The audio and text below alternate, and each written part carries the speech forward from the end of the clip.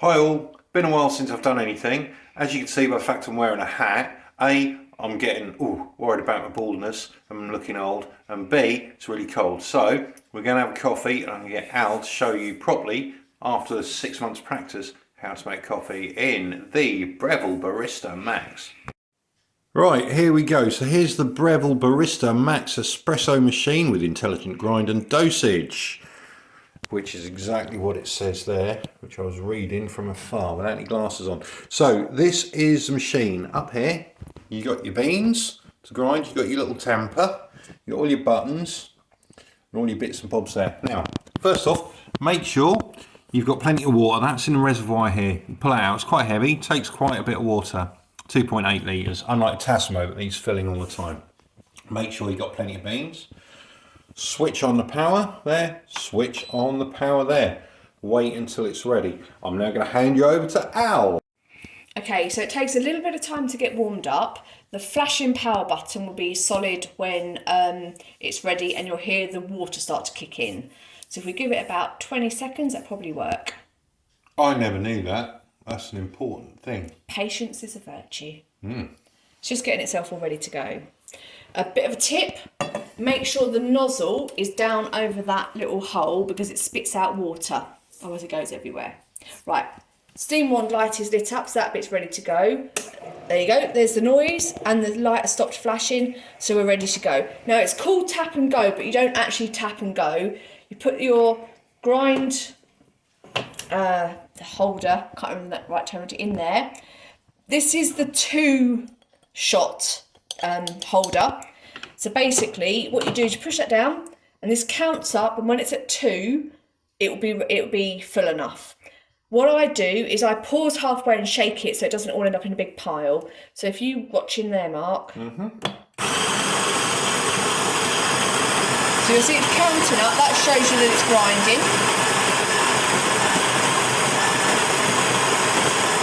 Right, then give it a little shake.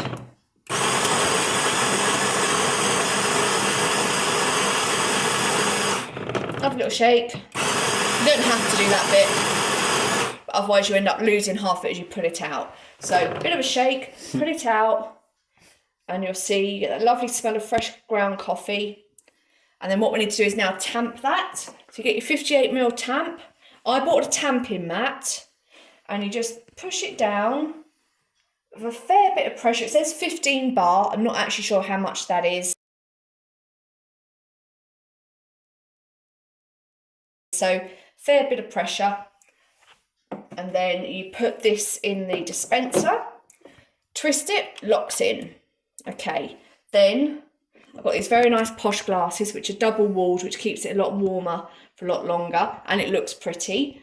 Pop that under there, hit the double espresso shot button, and what you're looking for is that the coffee starts extracting after about 8 seconds, and the actual pour is between 20 and 35 seconds. If not, you have to adjust the grind, which is called dialing in. But hopefully this will work okay. So hit that, and off it goes. So this is your standard current settings, isn't it? Yeah. So we're on. So there you go, 8 seconds. There you go. 7 seconds. And you can see a nice honey-coloured coffee coming through. So you have to adjust the grind depending on the beans. So it's called dialing in, it takes a bit of practice. There you go, 25 seconds, and that's your coffee done. Right. There you go, look at that. That's nice looking bit of coffee. So you've got a nice bit of creamer on the top, coffee, and then apparently that's how it should look. There's the 3 different layers. I've been learning a lot. Then you have to buy a coffee grinds pot. It's just easier than putting it in the bin. And then just give that a tamp. And what you're looking for is quite a dry puck. It's all to learn. Can't see very easily. Can't see it. Down there. Okay. There you go. Right, then what we need to do, I bought a separate heat thermometer jug just to make it easier for warming up the milk. That made a massive difference, Huge actually, difference. So milk in here, what you do is you pour it for 1 cup, you pour it to the bottom of where the spout is.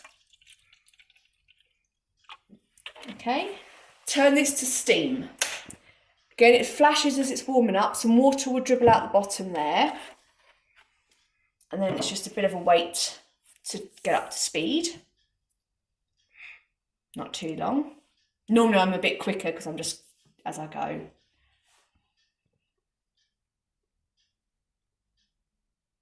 There you go. So that's it getting up to speed. Bit of dribble coming out. When the light's solid, it's ready. Turn it off. Pull the wand forward into the jug, and you want it a centimetre away from the edge of the jug because you want to rotate the milk. It does get noisy, so you have to practice. There you go. And what you want to do is have it so that ripping paper noise is what you're looking for, and you'll see the milk is starting to rotate, which is getting the steam and making the micro froth rotating nicely.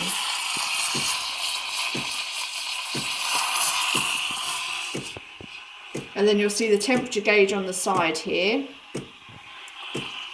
It's still quite cold at the moment.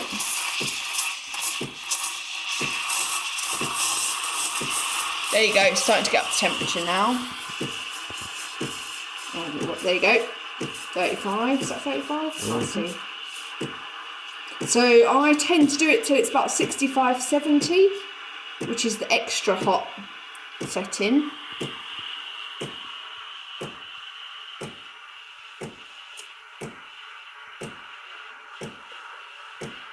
So you can see nice rotation in there, nice little whirlpool of milk. There you go, what are we on now? 50. Yeah, it's definitely worthwhile getting one of these jugs with the thermometer on it. Makes it a lot easier. If not, apparently what you need to do is be able to hold your fingers on for no more than 3 seconds. So 60.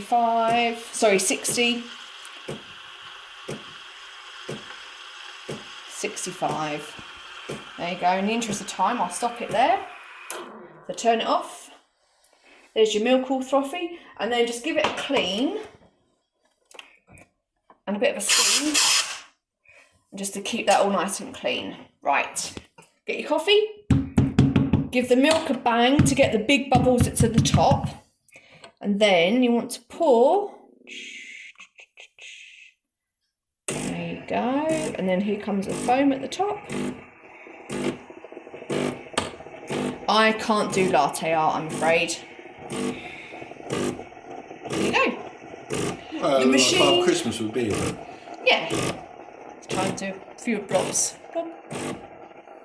Yeah. The machine goes into auto clean mode, and then if you leave it, it will turn itself off after 20 minutes. But once it's done this, I just switch it off, which takes a few seconds.